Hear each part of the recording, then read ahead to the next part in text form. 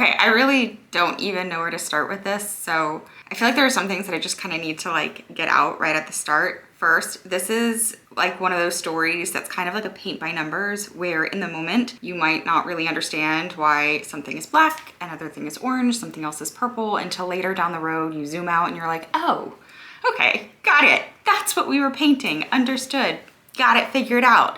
This is also the kind of story that I feel like if you're not somebody that believes in a higher power, God, the universe, something of that nature, I feel like this story might have you questioning that by the end, because it's just too amazing to be all coincidence. So I guess the only real logical place to start is at the layoff, right? So to preface, I was a full-time work from home, stay-at-home mom as a breadwinning mama. My earning capacity has always just been higher. My husband is in education.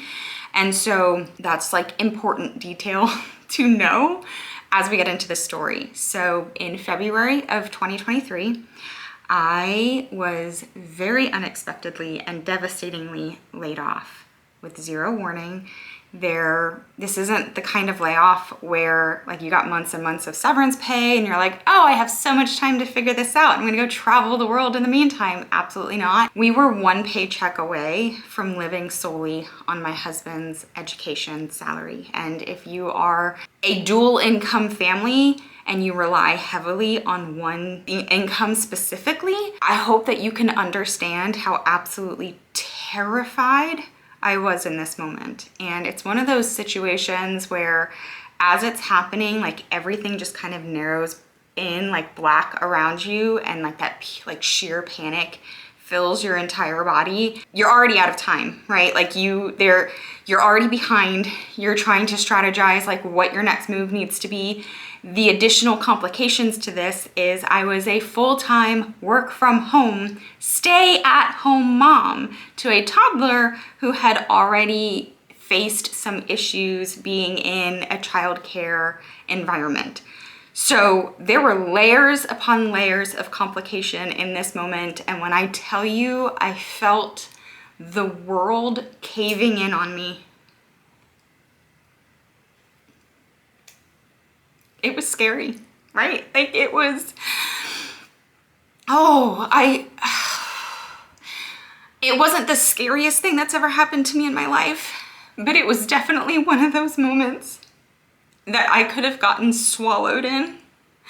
It could have been one of those moments that catapulted me into a whole different direction in my life. Hold on. Oh, sorry. And the reality is it did catapult me into a whole new direction in my life. But what I didn't expect was for it to catapult me into a reality that I could only ever dream of. And it's so hard to tell this story because there are so many pieces involved. So you're just gonna have to bear with me here. Let's get into these details. Something you need to know is I went to school for creative writing. I have known my entire life since I'm 10 years old that I wanted to be a writer. I didn't have a plan, okay? Even when I was in college, I really didn't ever expect to do anything with it because it's kind of beaten into you all through your higher education in a creative field that like you're gonna be struggling and waiting tables and you're never gonna get anywhere with your gift, right? I don't know why that's the narrative that's pushed, but it's the narrative that was pushed, at least in my department. So I graduated college. After graduation, I moved home like many other millennials because what else were we gonna do? We couldn't afford to do anything. I was getting restless. I was like bouncing around from job to job. I wasn't feeling satisfied. There really weren't any jobs available for us, not ones that were satisfying anyway. And I found myself, I was newly engaged, working as a manager for a tanning salon. And I decided that I was just gonna challenge myself to write a book. I wanted to see if it was even something that I could see through from start to finish. It's a pretty big project. I'd been writing my whole life. Like I said, went to school for writing. I did a lot of writing, but I had never done like a start to finish giant project like that. So I just wanted to see if I could do it. So I did. And I finished the book like 2 months before I got married. I stuck it in a closet. I never did anything with it. This is important information to know. You're probably wondering, like, what the heck does this have to do with you getting laid off in 2023? It comes into play, I promise. So fast forward then now, I finished the book in 2010. In 2013, I got very sick. And we're talking like a scary kind of sick where they're like throwing the C word at you. And that scared me. And I had a lot of time sitting at home in bed, just kind of rotting away. And I had this really pathetic thought that I didn't want to die before writing a book. And so I promised myself when I got better, because I was going to get better, and I did, I was going to fix up the manuscript and I was going to self-publish it. I had no goals in mind for it. I just wanted to get it out into the world. So I did exactly that. It was the most fun I'd ever had, going through the entire process with an editor, getting this thing, out into the world. It was really fun and exciting. And I had a blog at the time, I still do. When I released the book, I had some loyal followers at the time who decided to support me. Some people bought the book. That to me was good enough. Okay, this is in 2014. So published the book, job done, great. We are fast forwarding now to 2019. My husband and I faced some challenges in our lives, and so we packed up and moved into my mom's house. Again, this is all relevant. I promise it will come to full circle. I promise you. So we're living in my mom's house. This sent me into a very deep, dark spiral because there were some circumstances that kind of lined up that I felt made it impossible for us to ever get out of my mom's house. And who in their mid-30s wants to be living with their mother? This is also, funnily enough, obviously, the pandemic happened. So then we were quarantining at my mom's house, which my mother is a lovely person and we were so grateful to be staying with her. But again, you can get into the mindset of like, what are we doing here? That catapulted me into some action. So at that time, I was working for myself. And if you are self-employed, you know that on documentation, it really doesn't look like you're bringing in a lot of money, because you're not, because it costs a lot of money to run your own business. That was fine. We were living on that and we were perfectly okay. However, we had this idea in mind that we didn't want to leave my mom's house unless it was to buy a house. And that's tricky when you're self-employed. And so I took a job that I really didn't want. And what I didn't expect was I fell in love with it. I absolutely fell in love with it. Again, this is all relevant because it comes into play. What happened is because I fell in love with it, I got very comfortable and complacent.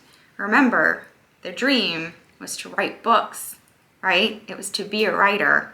And now that I was in a comfortable position, we bought our house, we moved in, we had stable income, things were good. They were comfortable. Was I happy? To some extent, sure. But this little thing was still on the back burner over here. And this job that I loved so much became incredibly toxic. And if you've ever been involved in a toxic workplace, you know, even though it doesn't seem rational to those on the outside, it's very difficult to make the decision to leave. You have this like martyr syndrome where you're like, I can fix it. I can make it better. If I just stick it out, things are gonna improve. I don't wanna jump ship and leave my coworkers. You don't wanna jump ship and leave the work undone. There are so many things that keep you in a place like that. And that's important to know here because I don't know that I ever would have left. I don't think that I would have. I don't think that I would have ever left, except out of nowhere, this job opportunity came and literally fell into my lap. My son was just shy of a year old when this job offer came through for me. And if you have ever been a new parent, especially in that first year of their lives, you know just how pulled in a million directions you feel, right? You want your job and you love your job. You want your kid and you love your kid, but especially if you were working for the kind of place that I was that really didn't offer any flexibility. There was no leeway. There was no working from home under any circumstances whatsoever. You have your child in daycare, so they're often getting sick. So then you're having to take off work, which is causing this whole domino effect. It is not a pleasant experience. It doesn't matter how much you love your job. I made it like a daily ritual essentially to be caught sobbing in the staff bathroom by VPs, okay? So when I tell you that things were not in a great place, they were hard, and I spent a lot of time crying and questioning and feeling trapped and unsure of like what move to make. I really didn't want to start searching for a new job. Like that whole process, you guys know, is not fun. Like it's just not fun because you don't know what you're getting into. You don't know if you're jumping from the frying pan into the fire. And I just didn't want to end up in that situation. So I vowed to stick it out until this job offer came through out of nowhere. And I spent some time, I took a few weeks to really weigh the pros and cons. And this job offer was more money. It was full-time work from home. They were incredibly flexible. It was only 4 days a week. We always had Fridays off, and they were super, super family friendly. And so while I intended to keep my son in daycare when I took the job, because you all know how difficult it can be to be all of the things at one time, it felt like a life raft. Like it felt like someone threw me a life raft and literally like saved me from the burning toxic workplace that I was so dead set on like sinking with for whatever reason.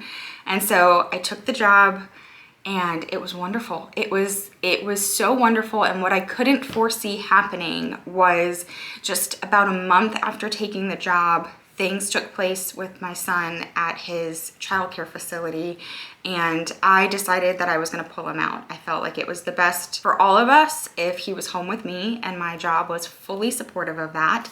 And it was really just like one of those things where you're looking at it and you're like, oh, all of this is starting to make sense, right? Like that's why this job fell into my lap, was so that I'd be working from home when these things came up at my son's daycare. I would be able to keep him home with me. I'd be able to have best of both worlds. All of it seemed so wonderful. So when everything came crashing down that day in February, I was terrified. I was absolutely terrified, and I really didn't know what to do. Because like I said, full-time stay-at-home, work-from-home mom, there aren't a lot of jobs that are going to allow the kind of flexibility that the job that had just laid me off offered. I wasn't really certain if I was going to be able to get my son into a childcare facility in time for me to take another job. And if I did get him into another facility, would it be somewhere that would be a good fit for him? Because like I said, he has some like sensory issues that make it really difficult to be in a childcare setting. So rock hard place me. I just I was sitting at the kitchen table with my laptop when I got laid off, and I feel like I sat in that chair just staring for a good 20 minutes. I called my husband, I let him know what happened, and he was like, "You're lying." And I was like, "I'm really not lying." And I know I keep saying this, but I didn't know what to do. I didn't know what to do, and I was very scared. And my son went down for a nap, and I took a shower just to kind of like, I don't know, wash the experience off myself. And while I was in the shower, I had an idea. And I think it's important to know this, because now you're gonna look back through my channel, you're gonna go through my TikTok, you're gonna go through some of my Instagram and be like, oh, she's a very online person. I was not, okay? I had a blog, and that was it. I had other social media, but I was not somebody that like used social media strategically. I did not have a following on social media. In fact, at this time, I had a TikTok that had exactly 1 follower on it, and it was a friend of mine. And that day, actually, that morning, I decided to post my first video. I had filmed like this like lunch that I decided, I was like, oh, I could like share maybe like some of these things that I'm doing like as I work from home, stay-at-home mom, because like that's a cool thing to share and like not to feel so lonely. Little did I know what was coming down the pipeline. So I had posted this video to my 1 follower, and that was it. But I had this account, and I was like, okay, all right, well, the idea came. I sat down at the kitchen table and I decided to tell TikTok that I lost my job. I was a breadwinning mama. I was scared and I really didn't know what to do. And right now this felt like the only thing. Like, do you guys know what I'm talking about when you're just sort of spinning and you feel like, okay, there are all these things that need to get done, but none of them can really happen right this second, and you need, for the sake of your own sanity and your mental health, like you need to do something right now that, even if it doesn't matter, feels like you're doing something, right? So I decided to make this video, and in the video, I explained who I was, what my situation was, and that I had this book that I had published 9 years before. It was available on Amazon. I made it as cheap as I humanly possibly could make it. Amazon only allowed me to mark it down to $2.99, which was less than a coffee at the time. And I figured maybe I'd show up on a handful of For You pages and some people might buy the book and I could at least generate a little bit of an income that way. Never in a million years did I expect what happened to happen. I posted the video. I went and took my son to a playground. And when I came home from the playground, I was like, you know what, let's check the video, see if anything is happening. And it was at 0 views. And I was like, okay, like, hey, I did what I could do, right? Like that was the one thing I could do in that moment that made me feel like I was taking some action. Okay, great, got it, let's move forward. So at that point, I of course started to research jobs. I reached out to every contact I had under the sun, just kind of putting some feelers out. The day was over, we had dinner, my son was in the bath, and I decided before I took my shower and was gonna go get in bed for the night, I decided to check the video again. And it was doing what videos do on TikTok when they start to go viral. And it was the wildest thing to watch happen in real time. Now, there is a lag on the backside of Amazon KDP. So while I was watching the video go viral, nothing was happening in my KDP. It wasn't like I was watching all this money come in through this video, through sales from the book. Like in my mind, like something can go viral online and it doesn't really amount to anything. Like it's just sort of something people are seeing. It doesn't mean they're taking action on it. But it was really cool to watch this video get view and after view after view, and people were commenting so many supportive sentiments and really giving me support in a moment that I felt very alone. And not only was I watching the views go up, all of a sudden people started following my account. Again, this account had 1 follower when I posted that video, and then I'm watching it go up to 100, 200, 300, 400. And I'm like, what is happening? So I went to bed that night very excited, despite having one of the most devastatingly scary days of my life. I went to bed feeling supported, which was really all I could hope for, right? And I figured I'd wake up the next morning charged and ready to take on the job search and figure out what's going on from there. I woke up the next morning, my account was just shy of 1,000 followers, and it was so interesting because people started asking for like my Venmo and my Cash App and all these things, and I was like, I don't feel comfortable with any of that. Because I'm not asking, I really didn't want people to feel like they had to give me a handout. Like I wanted to give them something if they wanted to support me. And I just was trying to do what I could to like save my little family. I wasn't trying to like hit anybody up for money, if that makes sense. But at that time too, the lag synced up on Amazon KDP, and I'm watching sale after sale after sale after sale of this book. And in just a few days, it had a lot of sales. It had a lot of sales, enough sales that it essentially bought me what I was considering to be our severance, right? Like it was gonna buy me a couple of weeks. It was going to allow me some space that like we weren't necessarily going to be in destitute if like I didn't find a job tomorrow. But I was using the time still wisely. I was still putting out all my feelers, looking for a job, and it just sort of continued to grow, which a viral video will go viral for like a little bit and then it'll just kind of die down, which is what happened. And then for some reason it caught another wave and it went viral again, and in came a whole new group of people. And again, that in and of itself was something that I was like, wow, this is really helpful. I'm so grateful for this. Oh my gosh, what a wild experience. And like, what is happening? However, never did I anticipate that people would actually read the book. I just figured they were gonna buy it because they saw a mom in need and that would be all that it is, right? They read the book. They loved the book. They started to ask me to write more books and leaving reviews and sharing it on their social media, which just caused it to grow into this thing that I couldn't have ever anticipated when I published the book in 2013. Never once did I anticipate something like this could happen, especially not after so many years had sat between me publishing it and when this was all taking off. It was beyond what my brain could comprehend. I really couldn't understand it. And this is where the story gets even crazier. It was a week or so later that I remembered that morning, the morning that I'd gotten laid off. I was up early. I work in the early hours in the morning because I was keeping my kid home, so I was like giving myself a block of time that was uninterrupted. And I journal, and I typically pray through my journal. And that morning, for whatever reason, I had been feeling like a certain kind of way, and I really didn't understand what it was that I was feeling. There was just like this energy that kept creeping up, and I decided to pray. And the journal entry, I'll insert a picture of it here, but the journal entry basically stated, like, I keep hearing share your stories, and I think it's from God. I hope it's from God. And if it is from God, if this is you, I'm happy to, and I'm willing to, and I'm excited to, and I'm eager to. What does it look like? From the time I wrote that journal entry to me losing my job was just a matter of 3 hours. And that catalyst, that me losing my job, was the catalyst that launched me into exactly what I always hoped my life was going to look like.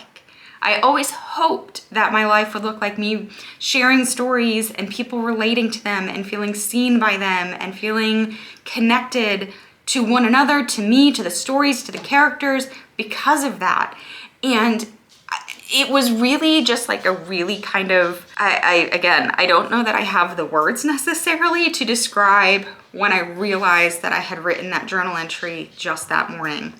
And that might be a detail that's hard for you to believe, and I get that, because that's one of the details that, for me, I don't know if I would believe if I was seeing somebody else talking about it, but it really happened. For me, anyway, is a true testament to like just having faith and believing that the right thing is always gonna come down the pipeline for you if you remain open to it. And so, luckily, when the book went viral and all of these people started to ask me for another book, I had started writing the sequel to the book several years before, got riddled with self-doubt, shelved the book, never touched it. So luckily I had like a somewhat bit of a manuscript to start rehabbing in order to try to like, I don't know, strike while the iron was still hot. And so that's what I did last year. I spent the whole year writing this second book, launching the second book, and now I'm writing the third book and getting ready to launch the third book in February. And since then, my life looks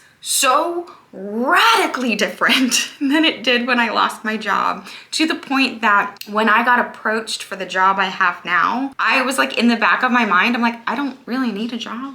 I don't really need a job. And I told myself I would remain open to the opportunity as long as it fit seamlessly within the life that I was living. It needed to add to my life, not take away from it. And the company that I work for definitely adds to my life. The work that I'm doing with them definitely adds to my life.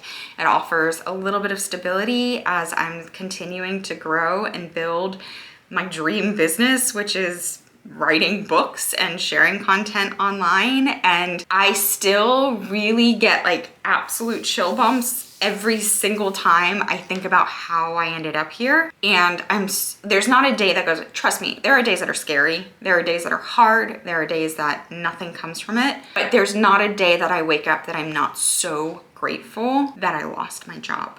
Because the reality is, I never would have left my toxic job had it not been for the job coming in and rescuing me, right? But what I really feel like is the job that laid me off, its entire purpose was just that, a rescue mission. That job was sent to me to get me out of that environment that I would have stayed in. I would have stayed. I wouldn't have left if that job hadn't come through.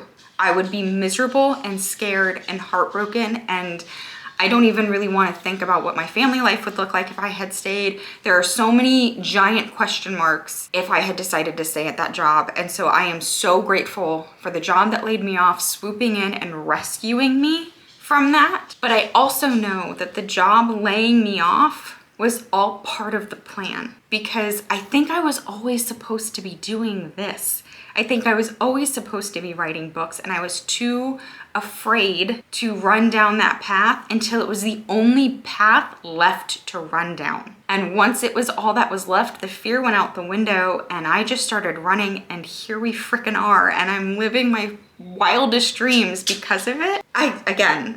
I don't know if you can see, but I actually get chills every time I think about it. Okay, so as I wrap up this video, there are a few key takeaways that I'd like to leave you with, because I realized that was a long, rambly story. And again, I'm not even really sure if all of the paint by number pieces came together for you. Because of that, I want to leave you with some key takeaways. The first one being, if there is something you want to do, you want to paint, you want to write, you want to do something, and you just keep telling yourself not to do it because you're not sure that it will amount to anything, do it anyway. Do it because you enjoy doing it. You have no idea how it might serve you later in life. This one might be hard if you are not somebody that believes in any type of higher power, but if you are in a season of life where you're feeling stuck and unsure, pray or ask.